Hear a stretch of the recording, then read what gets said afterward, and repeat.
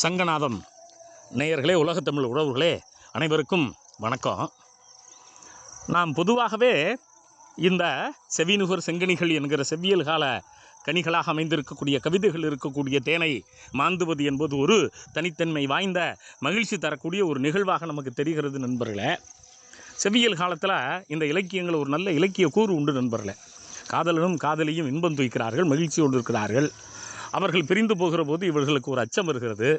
அப்படி அச்சம் வருகிற போது யாராவது சாட்சிக்கு இருக்கிறார்களா என கேட்கிற போது நண்பர்களே, இல்லை இருந்தது, அங்கே ஒரு குருகு இருந்தது, அது அந்த தண்ணீரில் ஓடுகிற மீனை தின்பதற்காக காத்து கொண்டு இருந்தது, அது எனக்கு சாட்சி சொல்லும் அப்படின்னு அந்த குருகு சாட்சியாக இருப்பதாக தலைவி சொல்வதை நம்ம கவனிக்கிறோம்.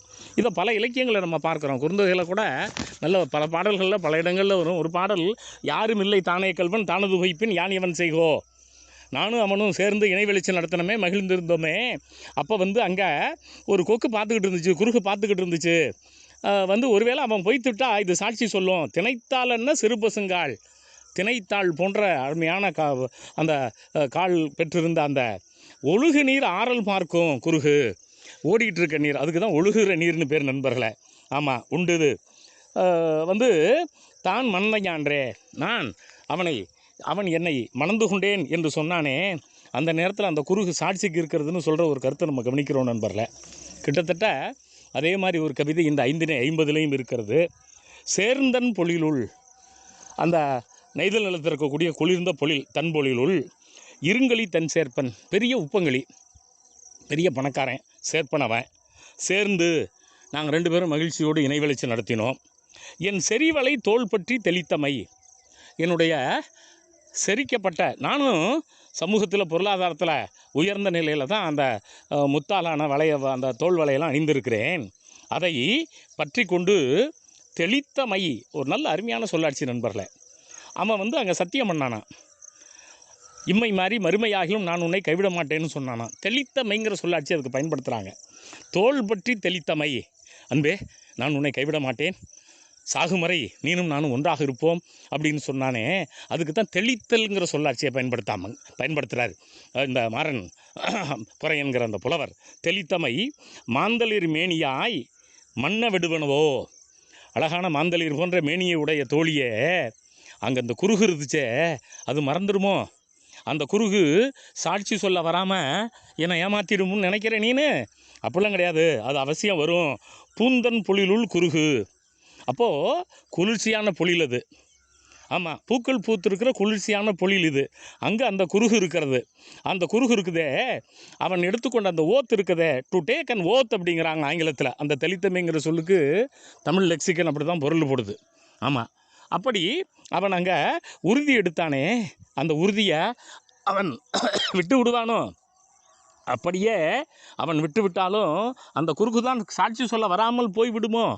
அப்போ நண்பர்களே, இந்த மண்ணை விடுவனவோ, மண்ணுதல் அப்படின்னா சாதாரணமாக நிலை பெற்றிருத்தல்னு செவ்வியல் கால தமிழ்.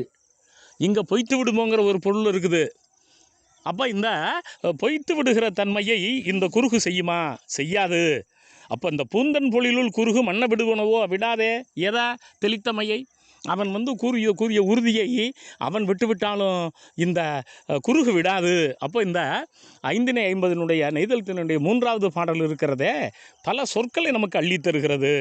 தெளித்தமைங்கிற சொல், மண்ணை விடுவனவோங்கிற சொல், சேர்தருங்கிற சொல்லுள் இருங்களி, பொதுவாகவே இருன்னா அடர்த்தியான பொருள், இருங்கள்னா அடர்த்தியான கல் அல்லது அகன்ற பெரிய. அப்போ பெரிய உப்பங்களி, இருன்னா அந்த பெருமை மிகுந்த பொருள், தன் சேர்ப்பன். ஆமாம், ஈர்ந்தன் ஈரம் மிகுந்த குளிர்ச்சி மிகுந்த அந்த பொழில். பொதுவாகவே தமிழர்களுக்கு இந்த குளிர்ச்சி இந்த ஈரம் இதெல்லாம் இவங்களுக்கு கிடைக்காதது, வெப்பம் மிகுந்த நாடு. அதனால் செவ்வியல் காலத்திலேயே சோலையை விரும்பினார்கள், ஈர்ந்தன் பொழிலை விரும்பினார்கள். அதே போல் இருங்களி தன் சேர்ப்பன், நெய்தல் நிலத்து தலைவன் இவன். ஆமாம், என் செறிவலை, அந்த காலத்தில் பெண்கள் தோளில் அணிகளை அணிகிறது ஒரு மரபாக இருந்திருக்கிறது.